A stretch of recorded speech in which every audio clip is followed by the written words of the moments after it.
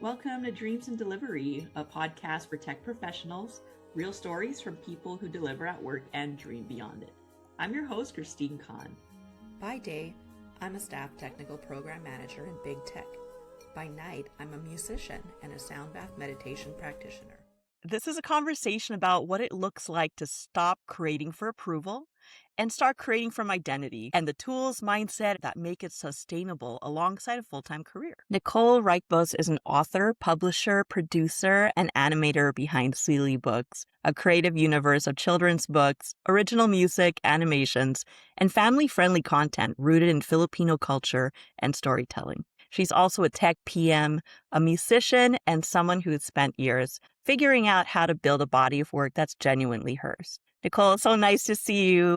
Thank you so much, Christine. It's a pleasure to be here with you. Nicole and I worked together back in fintech. Over the years, we kept in touch when we realized that we had music and Filipino culture in common. And it's so nice to reconnect with you and see what you've built. So if you could walk us through your path, how did you end up in tech and when did Sealybooks start taking shape? When I was 9, I started actually building databases for my family's group purchasing organization, which was later sold to Met Assets. And apparently, because normal kids were playing outside, I was having fun color coding and organizing data inside for my family's company. So that's how I got started in tech. So as they were building that company, I kind of snuck in and would build databases and help with like website design back in the 90s when I didn't really know what was happening yet. So kind of got my foot in the door there. And then at the same time, I was constantly writing my own stories and poems to entertain my family of 34 first cousins and 11 uncles and aunties constantly, or to entertain my brother and sister whenever our Nintendo wasn't working right and, hitting things and trying to blow into the Sega wasn't working. Then I would stuff up for us to do because that's all you could do back then. And then professionally, I ultimately studied health communications and got my master's in health administration. But also tried to keep the creative side of that. So I would still make books on the side. But eventually, once my healthcare and fintech careers started to adjust a little bit, I started to actually do more with Sealybooks. So it started as a side project and then slowly became something a lot bigger. Eventually, I realized I wasn't just publishing books. I was really creating a home for all of my stories and music and animation and ideas that could really help people learn or laugh or just relax. And I always had a way of organizing and entertaining when I was growing up. And this opportunity developed and really allows me to bring all of those skill sets together, which is great. Awesome. Can you share a bit of how your cultural identity gets woven into your creations? Yeah, so I am half Filipino, and so much of my childhood was shaped by my large family gatherings with a lot of rice and karaoke and music. And as I started to help my brother and sister, help them with my nieces and nephews and help raise them, I started to notice that a lot of the media content didn't have a lot of the Filipino culture influences that I wanted them to learn about. I grew up with it. They don't have the experiences that I had, mostly because back then we had to just physically see each other, whereas right now it's all Zoom calls with their aunties and uncles, right? So I wanted them to learn more about their Filipino culture and have more pride in knowing where their family and this Filipino culture pride came from, right? Because my grandma and grandpa passed away. I want them to know about the story about how my grandpa fought in World War II, was a cook in World War II, and all just from that moment, that's what brought him to America, right? And so it's really noticing how to bring those stories and history to life in a fun and entertaining way that is easy enough for a kid to digest. Because if a kid can digest it, then someone older can digest it, and grandparents. And so that's where it really came from, especially since my grandma's not with us anymore. So I want all of her stories to still stay with them. I want them to know that it was really hard living in the Philippines during World War II. This is what it was like. This is what your grandma gave you, you know? So there were times when I was talking to a couple of my nephews and I told them that they're 1/4 Filipino, and they just said, "What's that?" Like, you know, and they're like, "No, I'm not. No, I'm not." Like, yes, you are. You have to know where you come from because our family has worked so hard just to where we're at. And I think also just helping them to build that gratitude more because a lot of the younger generations don't have that anymore. I guess that's where it came from, where the motivation is. I love hearing the story. Your grandfather was a cook. I had no idea. I remember you Hmm. mentioned that you were thinking of maybe making a cookbook down the line, and I wonder Yeah. if that would have some of his recipes, possibly. Yeah, possibly. I mean, I don't have any of his exact recipes, but I think that's probably where my love of cooking came from. So I experiment a lot with patis. I don't know if you cook with patis. It's like a fish sauce. Oh And yeah. so I feel like I'm cooking a lot of my Southern comfort crock pot recipes and then mixing in a little bit of Filipino influence with it. So I'll make a chicken sinigang, maybe that's chicken noodle soup, but with a sinigang Yum. packet. Or I'll make a southern meatloaf with a, a lumpia package. So it's like lumpia tasting with the meat, but then I'll use the Filipino banana ketchup on top. So it's like a Filipino meatloaf. And for So those it's who don't just, know what lumpia is, it's kind of like an egg roll, our mhm. Filipino style of egg roll. Yeah, yeah. I've noticed you're just really intentional about what you're creating, and just you're building the whole infrastructure for not just the books, but even beyond it. And I just love how you have that instinct to dream big and strategize for future growth. Because even when we were chatting recently and I was telling you about my podcast, you'd given me some great suggestions of, hey, you could totally write a book about some of that someday, or you could write a course about how to build podcasts to help other creators. And I've actually been starting to document my process a little more intentionally after that. And I'm That's testing out awesome. a Claude skill that I'm building that I could share with other creators. So you got the gears going, but I love how you just do it naturally. And maybe you could share more about how you built this and how AI has helped you, and some of the intentionality about your process. Yeah, so I guess the process really just comes from where the need is, whether it's the story that's needed or a lesson that's needed. And it started really with my small group of friends. So a lot of my friends are having kids right now, and a lot of them are struggling with, oh, so and so can't share very well, or so and so doesn't know how to say please or thank you very well. And so the creative side, I kind of pulled those ideas with what the need is within my social circle. Sorry, within my social circle to then develop, okay, where are they at right now? What are they using right now? So, for instance, my sister uses her phone and pulls up YouTube to put in front of her kids whenever we're at the restaurant. And that tells me, okay, it looks like parents are going to need an animation and possibly even a book to get them away from screen time for a little bit. And so it's really just figuring out what's needed and then what is the most efficient way to procure that. For example, with my animations, I did a lot of research on what would the best animator product be. Where can I own the licensing after subscribing to it? Those are things that I have to think about. And then on top of that, how much time is it going to take for me to produce this? Is this something that someone else can learn about or that someone can use? So a lot of it goes into, if you go back to the project management, I have my idea, for example, with my sister and her kids not learning to say please and thank you. Okay, have the idea. Let's test it out. What's going to work? Let's have the book. Let's have the animation. Which one of these? So it's really doing things to test. I'm constantly testing things out. And then maybe I'll expand upon it if it's really, really successful or if I'm getting a lot of people that like said idea or said project. But yeah, it's really trying to be strategic and really knowing that AI tools are tools. Anything creative behind it it's called a prompt engineer, right? So the AI prompt engineer, they're the ones that are behind it and fueling it and creating it. I think a lot of people don't understand that it's not entirely AI created, a lot of these things. Like a lot of it is you come up with the story, you have the idea, and then it kind of helps guide you towards the best path moving forward. Yeah, But absolutely. yeah. And going back to creating in your own voice, you train the AI to have your tone Mhm.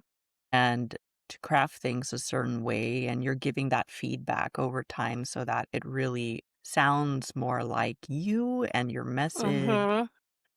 But yeah, definitely it is a tool, that can help things move faster. Like I'm using this Riverside FM to record this Yeah. session and, testing it out to Mhm. see, well, this is going to help with the sound quality. But, it's like you said, it's just constant testing and iterating and seeing what sticks. But I love how it just starts from a need and an idea and something that is, meeting what is part of your belief and mission, which I think is a good segue into how you're partnering with the Team Only Stronger. Could you tell us more about that partnership and how that came about? Oh, yeah. So Team Only Stronger, they are great partners. And my cousin is actually the one who developed this team. They're a local not for profit organization in San Diego. And I was just trying to come up with a way to help them in any way that I could. So they're really trying to help reduce and prevent child abuse in the communities. And I know it's a very touchy topic that nobody wants to talk about, and so I helped them create a story. I think it maybe took me a couple of days about body safety. And I talked to his daughter who was unfortunately impacted. And that's why he created this whole team, not for profit, for her to give her strength and help her share her story in preventing this from happening to other kids. And so I helped her create the story, and then she actually created the illustrations for this book. And I asked her, Wow. what's her favorite animal? And she said, a bunny. And so I was like, okay, let's do Warrior Princess Bunny because you're stronger from this and you're going to be a warrior now. And I that, love yeah, she that. just loved it. And I think it sold over 100 books or something on Amazon. So I gave them that story. All the proceeds for that story go towards Team Only Stronger. And I created an animated story for them too, if they wanted to share that. So then they'd have the book and the animation if they wanted to just show it. But I think helping people even a little bit in that way, it just makes all this work worth it, right? Even if just like one kid actually understands this is not supposed to happen, that means I'm a success. Right. And so I'm integrating Team Only Stronger information in all of the books and trying to integrate them in all the animations I'm doing to help with that message and help get that through to other communities just Oh, to, that's to so help for the wonderful. future. Yeah. Yeah. Yeah, thanks for sharing about that. Yeah. I don't know how you Mm-hmm. balance it all between your tech work and all of the creating on the side. Any tips that you would share with others who want to do a little more of the same? I would say do a little bit at a time for everything that you do. So, for instance, in my music, I might develop one song a day, and then I might develop one story a day, or maybe write one page for a book a day. It'll eventually come together, and a lot of people just give up because it's really hard if you try to do it in one day, right? But just giving yourself a little bit of grace, I think, is advice I would tell people.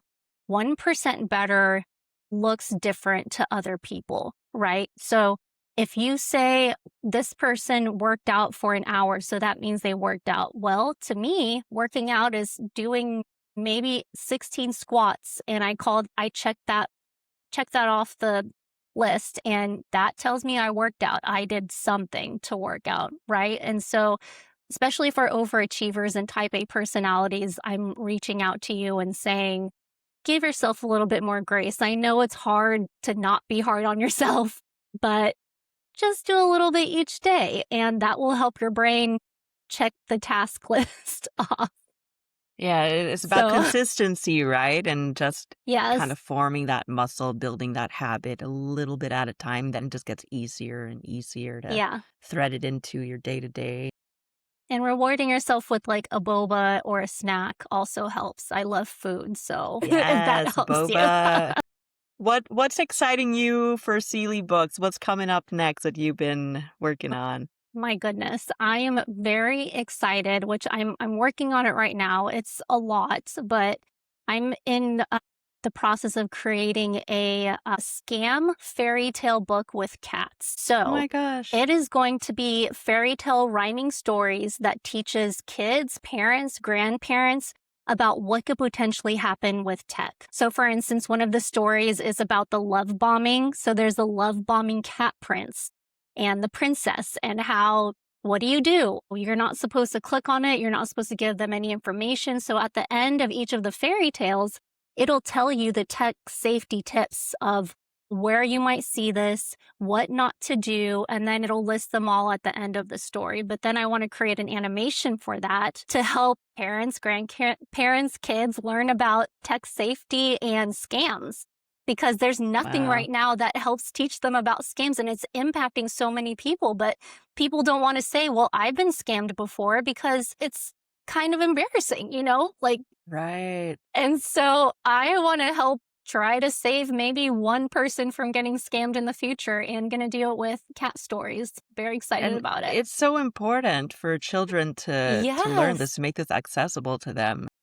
I was just Hmm. recording the episode before this, and we were talking a bit about how he has a child and what is learning going to look like for them. And, he's 2 years Yeah. old right now, but he's hoping that by the time that he's in school, maybe some better systems are in place to Hmm. protect the learning, because with AI, it's very easy to skip the learning part and just say, well, why do I have to do this when I can just click a button, Hmm. versus there's still an element of thinking that needs to happen to build that skill before you can really leverage all of these tools. Yeah. Yeah. But It's almost yeah, like we need to have like a 90s camp where kids don't have AI. You're going to have books. You're going to have to research with the books, go to the library, print things off. yeah, but it's so hard because there's an element that you can't control, Yeah. like they're going to see these iPhones and other devices everywhere they go. And my brother and Hmm. my younger sister both had children this earlier this year, and already I see the child's desire to just look at that bright screen while they're Hmm. looking, they're using the phone themselves. And Hmm. it's just so hard. I don't know Yeah, how parents are because going to do it now I to keep know, them shielded. because on one hand, you want them to be in front of the tech because that's how they're going to potentially learn in elementary Yeah, school, right? They might have an iPad or a laptop instead of the books that we carried. So you want them to learn about the same time you are like, how am I going to shield them from XYZ? it's almost like Mm-hmm. guardrails. I think back to us growing up with computers and YouTube and everything, and having at least screen time limits or something around that where parental controls could be added. But yeah, it is definitely an interesting space to solve for, and I'm glad that we have someone like you creating good content for it, and helping to tell Yeah. those stories that children need to hear and help them get ready for the real world. Mm, yeah. And I know this book that I create's probably going to be out of date in a matter of months, but at least I can share what stories have or could potentially happen Yeah. to help them learn. One thing So, that I wanted to ask you to share here was about how, when you were exploring licensing tools to use, you came across one where if you stopped the subscription, it wouldn't allow you to own your content anymore. yeah. So, whenever I was trying to look for a music tool, for example, there are music tools where you have to keep the subscription in order to continue to own the license. Wow. So I learned about that actually watching a YouTube video on AI music platforms. And so if I hadn't done that, then I would have never learned that if I stopped the subscription, then I no longer own the music. So all this hard work producing, distributing it, I don't own it anymore after. And so I had to kind of like backtrack and say, okay, let's start from the very beginning and let's find a different platform where I will still own the license and I will still own the music even if I stop my subscription. And so I found another platform where I can actually physically download the license for each song. So I own it and have it, which is really Wow. reassuring. So I guess my advice is to really read the fine print and do your research. In creative work compounds over time, which you well know with all of your creative endeavors. So it's really worth understanding exactly what rights you're keeping before investing a bunch of hours into a project. I know it's not the most exciting part of creating things, but I would rather share this lesson with someone to step back and read the fine print first rather than doing all this work and then having to backtrack and getting disheartened. Yeah, wow, definitely do So, your research. My goodness. mhm. One thing that I have been thinking about lately is I saw a friend recently post about how she learned that her music creations had been used to train an AI model without her knowledge or consent. And I mean, it just begs that question of what is really okay here and how can you make sure that your work is protected as an artist? I don't know what the answer is, but it's definitely on my mind lately. In some ways, I'm really happy to use these AI tools because it allows my flow to go faster, but I do wonder, is that going to remain my content, or once I train the model, is it just basically out in the universe? And I don't know. That's something that I've always thought about too. And with these music platforms, I've noticed that there's an ability to publish something on that platform, which can help bring more visibility to your name. But then that also gives other people the ability to take that song and maybe replicate it or do something else. So I've been kind of leery about publishing my work directly on the platform. So I guess maybe that's my way of trying to avoid that scenario and just distributing it directly on a separate platform. I don't Wow, know if it's that will great help. insight. Yeah, I'm not It's hard exactly it's hard sure. because a lot of people are already on those platforms, and especially Mhm. starting out, you wanna make sure you reach as wide an audience as you can. At least that's what's been on my mind, but Mhm. I do think of, say, Taylor Swift, who ended up re-recording some of her Mhm. albums just to get it off a certain publisher. And Yeah. perhaps down the line, when we have notoriety and fame, I then know, we can right? consider getting off the platforms to protect our intellectual content better, but I'll definitely keep researching on this. Thanks for sharing your tips and how you're making it work for you. Where can people find Yeah, of you if course. they want to get in touch and if they want to read your books, listen to your music? Yeah, so the easiest place to go to is sealybooks.com. So that's the hub where my Amazon link is, all my YouTube channels, Sealy Books, and my Jazz Castle Ambience, or they can connect with me on LinkedIn. And there's also a link on there for onlystronger.org. If they want to learn more. Wonderful. Thanks so much, Nicole. Yeah, my pleasure. Thanks for having me. To everyone listening, if this resonated, subscribe and share it with someone who needs it. I'm Christine Kahn, and this is Dreams and Delivery.